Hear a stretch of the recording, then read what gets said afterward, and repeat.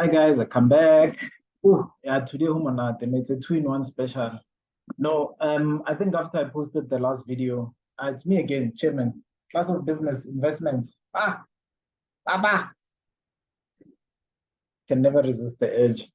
Um, and I just want to share with you guys, the reason I came back literally within an hour or two, is because I saw a disturbing video where they say that the Mandela House has been abandoned, all protocol observed in terms of whether that's factual or not, whether that's true or not. It's election time in a few months, in about 4 or 5 months. So it could be anything from anything, politics, gossip, that sort of thing. I don't like it. Obviously, it gave me the opportunity to basically have a conversation once again that I hate about property. Property is that one thing that has got a special ability to trigger me.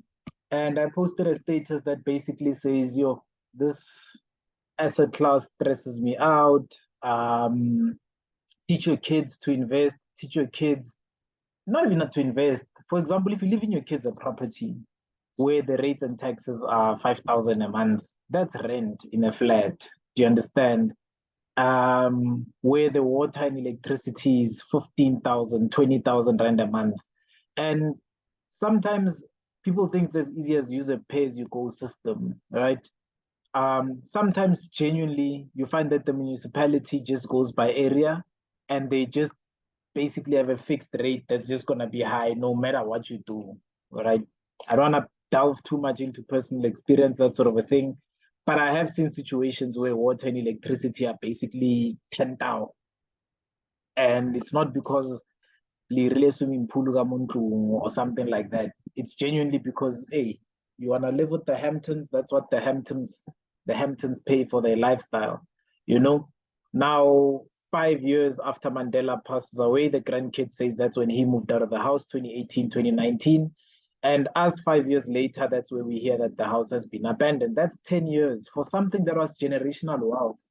That thing didn't even outlive a bond. Like government treasuries with the highest interest rates are 10 years long.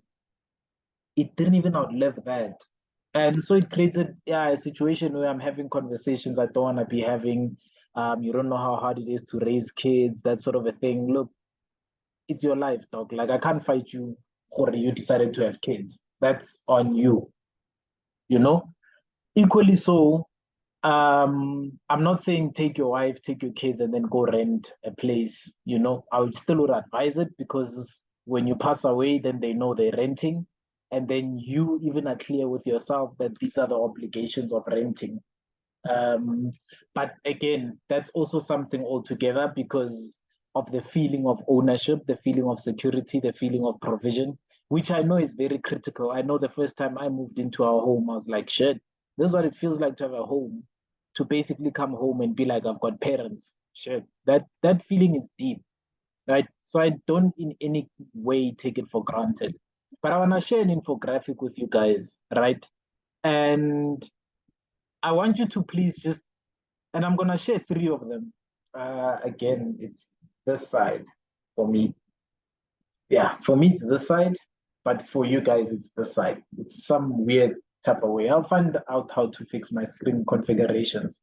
The biggest thing that I wanted to show you guys, right, is this infographic. And I've shared it before, but I'll share it again. And what I want you to see on this infographic is the following, right? This is your home, primary residence. This right here, this is your home. Okay, now my circling is gone up, but it's fine. In terms of income, it's not generating any because you live in it. Tax benefits, all that happens that when you sell it, you're gonna get a 2 million rand rebate for selling it. Liquidity, you can't turn it into quick cash. There's nothing you can do if you want to turn your home into quick cash. Like maybe the components inside, you can jumbo sale them, and that's about it. But you're not gonna let strangers rent in your house. Like, what if they kill you in the middle of the night, sort of thing? Like, I've barely met people that let strangers rent in their home. Obvious on all the backroom kasi, I'm not speaking to that. Although we should be, truth be told, because that also is a home, but the dynamics there are a lot different. And generally, the person I'm speaking to is not trying to buy a home, Kokasi. If you are, please skip this. Go enjoy your December, guys. Get past two. Visa, you know. Um, Ignore this. But most of you guys know, let's any taxi, let's any UCT, let's any UJ, let's any TUT. You guys, I don't know, for some reason you're looking for homes more Gauteng. And we're there like, hey guys, who told you this is a home place? I'm talking to you guys, the Mandelas that were born in Kunu, but for some reason the primary residence now says Houghton, you know? Hello, look at us. We can transverse. Hey, loud starting to sound like a hater. Now flexibility.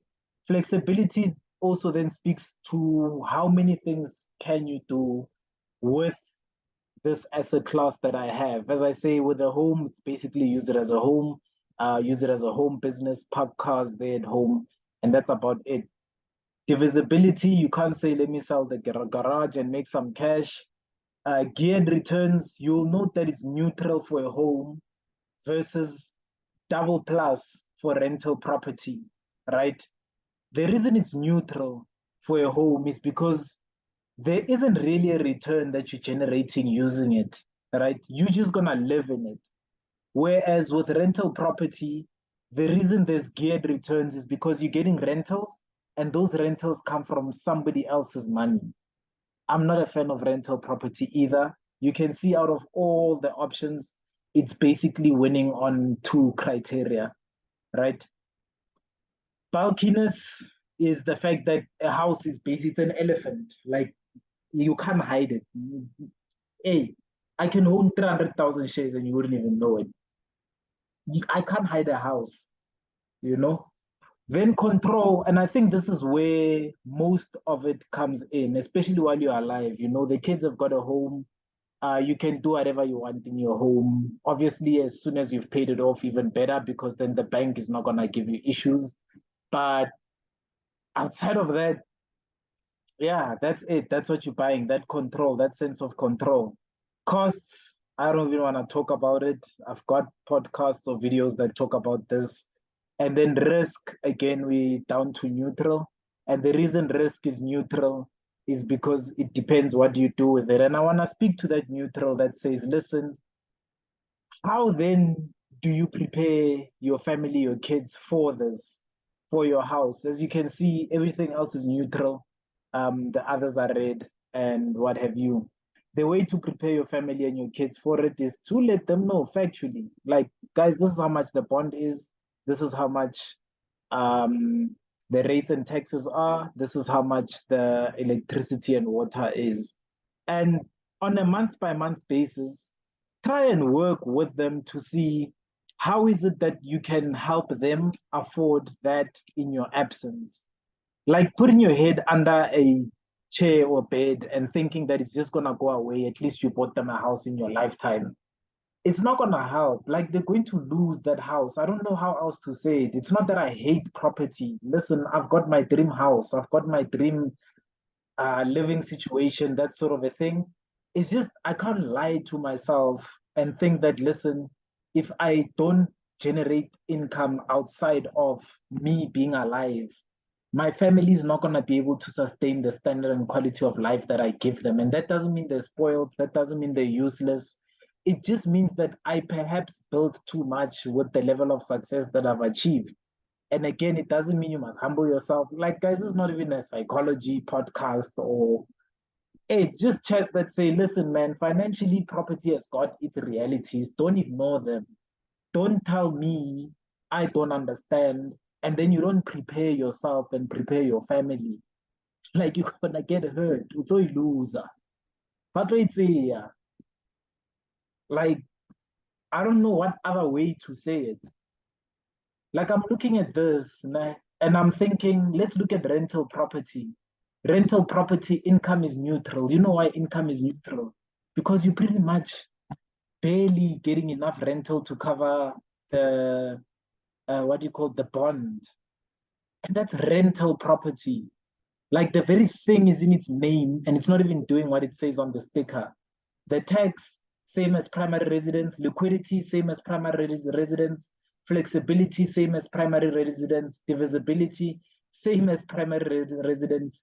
Geared returns, and this is where rental property wins. Geared returns, basically saying to you there that, listen, the rental that you're receiving from other people's money. That's about it. Like, that's about it. If I want to get dividends from shares, how do I do this thing? Because, yeah. If I want to get dividends from shares, I have to use my own cash to do that. Obviously, if you guys have seen, there's this new feature on Easy Equities where it tells you that your shares are eligible to be used as collateral for investments. So those geared returns under share portfolio, geared returns, we can now make this green because now you can actually start borrowing money and buying shares. I obviously don't advise it. I wouldn't advise it on this platform anyway. I'll advise it in private to my clients, that sort of a thing. But for now, you're just gonna have to live with the fact that, listen, you can't borrow money to buy shares. But for my clients, this is for you.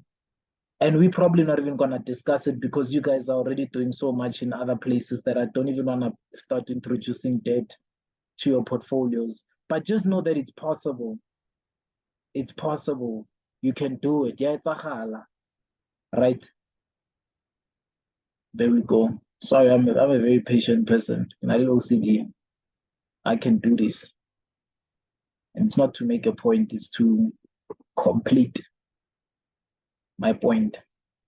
Right? So that's green as well. But that's the main advantage of property, geared returns. Like, yeah, geared returns. Like I've heard people say, yeah, I'll buy the property and I'll pay it off. I'll buy it cash. And you're like, oh, okay. So the only advantage that this asset class gives you, you basically not gonna use it. You're gonna buy the property cash. That's what you're gonna do. Okay. Okay. Well done. Well done. Well done. Well done. Sorry. Bulkiness, it's this bulkiness where it becomes double and here it's just one. This year they're basically just talking about the fact that actually you can go and buy 2 or 3 or 4 or 5 properties as a serious property investor, but all you're doing is you're just adding more bulk and more bulk and more bulk. You're not yet flexible until you reach a certain point. Then one less control credit than the primary residence. So you get to see that primary residence only redeeming feature is the control aspect. Then costs out the roof, double for both, and risk pretty much the same. So that's what I mean when I say, guys, please do just educate yourself. At this point, it's embarrassing. It's disgusting. Like, these are the Mandelas. These are our royal family. Like, we believed in Mandela more than the Zulu people currently believe in the king. Like, the court just ruled, or hey, president, you declaring the king was a bit premature. Do you understand that if the Mandelas can't even oh, can't even maintain their one property that is their primary residence. Affidavit, like you go to Home Affairs to do anything in this country, go by proof of residence. They can't even maintain that, the Mandelas. And we're not even talking 10 generations later. We're not talking. The people that saw Mandela alive are still alive today. Like, that's not even generational wealth, or that is still 10 years. Tsa, tsa. And that's the thing that scares me about property, right? And I'm saying to you that, listen, I'm not saying don't buy a house. I'm not saying that I don't understand that once you have kids, it's different. I'm not saying all of that. I'm saying follow through. I'm saying follow through, you know? Teach your family how to keep your assets. Teach your family how to make it work without you. And if they can't, now you know while you're alive that, okay, maybe I must put some of these factors in place. Okay? I'm not going to talk about the other asset classes, the share portfolio, the BE shares, the unit trust, that sort of thing. You guys can have a look at this diagram. What I am going to do is I'm going to move to the other asset classes and let's see how that's going to work on hither, right? I hope it, yep, I thought it was going to keep the markings. Let me get an eraser. Clear all drawings. There we go. This is what we're talking about. Please forget the offensive language. Like, this is not my picture, but it illustrates my point. Okay. If you feel like you're poor or you feel like you're middle class or whatever, and that's offensive to you, I'm cool with that. Like, the point of this picture is not so that I can massage your feelings or say somebody's better than somebody else. The point of this picture is to show you cash flows and what the flow of money does. Why it's so easy for me to look at a property and say, I like sharp, you know, up until I have my own kids. And even when I have them, I'll be like, okay, how do I mitigate this aspect? And it's super hard. It's impossible. Till today, I still have to record a video to explain this because without it, there isn't something I can just point you to and say, just do this. So I don't take for granted how hard it is, but we still have to talk about it, right? Don't buy anything that immediately takes cash out your pocket, obviously. Then what happens with us, the middle class, is that we tend to buy things that take money out of our pocket. So, for example, this is you buy a car and you buy that car obviously using financing, which 90% of us will do because none of us are Motsepe's kids. I can't even use the Mandelas at this point because Avanandru, you know, or they've abandoned Indru. Maybe that's how much includes they've got. We buy basically a house, and the house then has got expenses that come out of our pocket, right? And I'm saying to you that don't find yourself in this place. Interestingly, someone was saying to me, a very close friend of mine, was saying to me that if you know the layout of Joburg, you would understand why living in Houghton is not the bid and all. By putting Mandela in Houghton, you basically, the mining bosses basically said to all our presidents that you as good as senior management for our mines, you are basically middle class, no matter what you do. President Wale, like a middle class.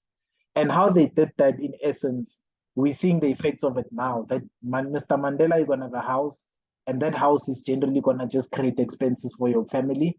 And the moment that they can't afford that, they're gonna move out. It's a liability. Like that's what it in essence does. Do you understand? Versus the rich buy assets that then bring income into the thing. I'm saying to you that develop this outside of your property. So have your house, ne? And then add to your house on the side, add some sort of income generating asset like a business, which we don't all have the ability to do. Then that's where ETFs and share portfolios and unit trusts come in because they create income, and that income is what will create. So that income, when it comes in, it will pay off your liabilities or it will pay off these expenses, the income from those assets when you're no longer with us. That's that. That's that. That's all I'm saying.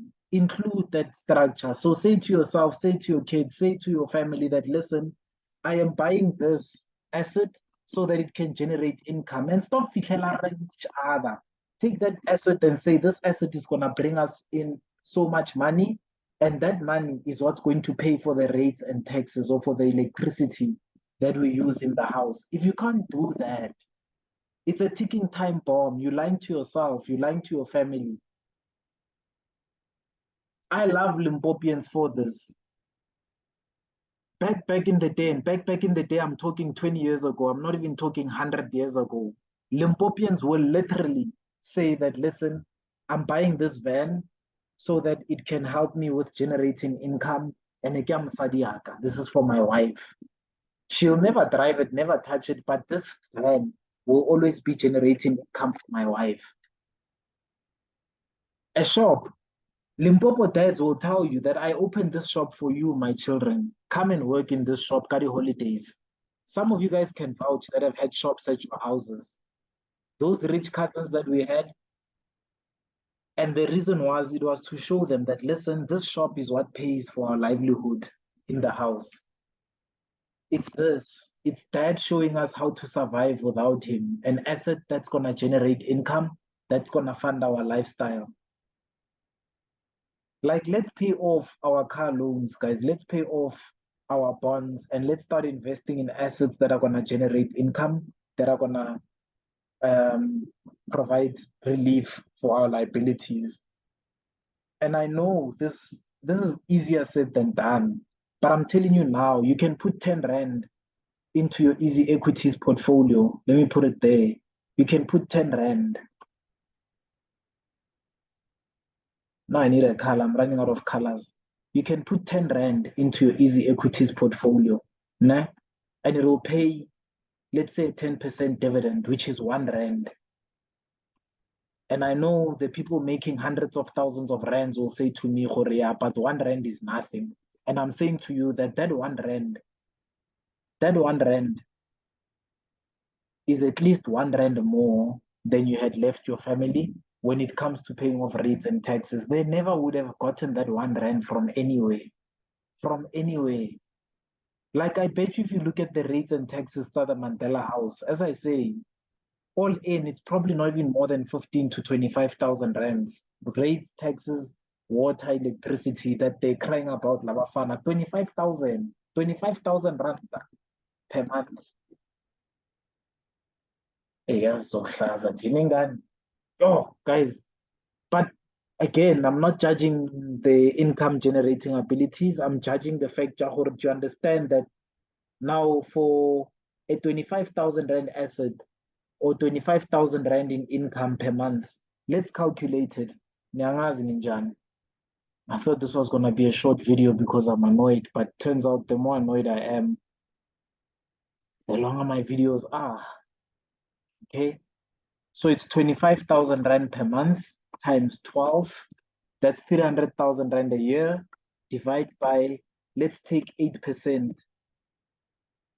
So what asset that generates 8% per month or per year would have been enough for the Mandelas to pay off the rates, taxes, water, and electricity at 25,000 rand a month, a 3.7 million rand asset. So you take 3.7 million and you put it in government bonds. Government bonds are currently generating 9-10%. You take 4 million rands as Mandela. I'm not saying you at home. Hey, please, Buhle, hold yourself. 4 million rands. 4, not 40, not 200 million, 4 million rands to preserve the Mandela dignity. 25,000 rand a month, boom. Rates, taxes taken care of. Water and electricity taken care of. Unless, obviously, it's the Mandelas, unless they have summertime, gas spraying, the Soweto people go to their house and then they switch on the hose pipe and then water is just splashing for no reason there. But if it's a reasonable use, 25,000 rand a month comes from a 4 million rand asset.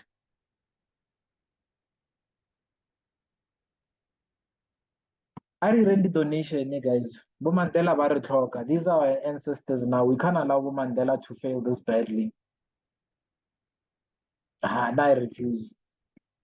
I go to the next picture or the last picture. And this one I barely share often, but basically this is a diagram showing the different wealth levels, right? And this is maybe why the Afrikaners treated Mandela Warona as if Kisley Queen. They knew he would be happy to live Gauteng. And if you want to know what are the other two areas, it's Saxonwold. Saxonwold is where the mining bosses stayed, if I remember correctly. Friend, you correct me on this. And then the other one is the Westville. The Westville is where you see that Four Seasons hotel. Those are the three suburbs in Joburg. If you're living there, you know you are in the money, right? So you used to have the investors, I believe, that used to stay Westville. Then you had the owners of the mines, or at least the directors, whatever, of the mines, staying in Saxon World. That is why when Mandela went out of prison, he went to Saxon World and stayed there under David Stein's house or flat or whatever. And that's because David Stein was basically saying, "You my bitch," pardon the profanity, my deeps. And then from there, they bought him a house in Houghton to say to him, "No, but this is your place. You don't belong here with us." Yes, it was a good month, and Kumbaya, we look forward to the good things that are going to come out of your Rainbow Nation, South Africa. But your home is here. It's here by Houghton. And this is the infographic that I want to show you, right? The infographic that speaks to the different wealth levels. If you've got a net worth of $10,000, then you generally tend to not worry about grocery prices. $10,000 is roughly 200,000 rand. I'm gonna use 1:20 just for easy mathematics. At $100,000, that's 2 million rands in income. Restaurant prices don't matter. Then at $1 million, vacation prices don't matter. $1 million is basically 20 million rands. So you guys that are in Bali, Thailand, living your best life, now when we see you, our assumption is that born 20 million set. Come on out. Obviously, you can tell the sarcasm, guys. Guys, the Mandelas are going through the most. Do you understand? These guys helped us win the World Cup, hosting the 2010 World Cup, and then win the Rugby World Cup. That's how lousy, man. We can't laugh at that, man. Then at $10 million, home prices don't matter. That's at 200 million rands. For me, this is where the Mandelas should at least have been for their Houghton house to be Bashash. That's why for me, I'm so sad because I think of this and I think, oh, 4 million rands, so $200,000, we're back here. $200,000 would have been enough to take care of the Mandela household in terms of rates, taxes, water, and electricity, just so that they can keep their property. But at 200 million rands, $10,000, that's ideally where buying a home, you don't say it's an investment or whatever, you're buying a home in jail. You're thinking, well, where do I want my family to grow up? And you do it, and it's not a thing. You wake up tomorrow and you go to work as if nothing happened. And then at $100 million, so about 2 billion rands, what are prices? And this is why even gents, we need to start talking and realizing this thing of becoming billionaires, not because we believe in overnight success and all of those fancy things, but because in our lifetime we have the capabilities and the resourcefulness with our certificates, with our brains, to be able to put ourselves and our families in a position where, for the amount of work that we've put in, they can say, what are prices?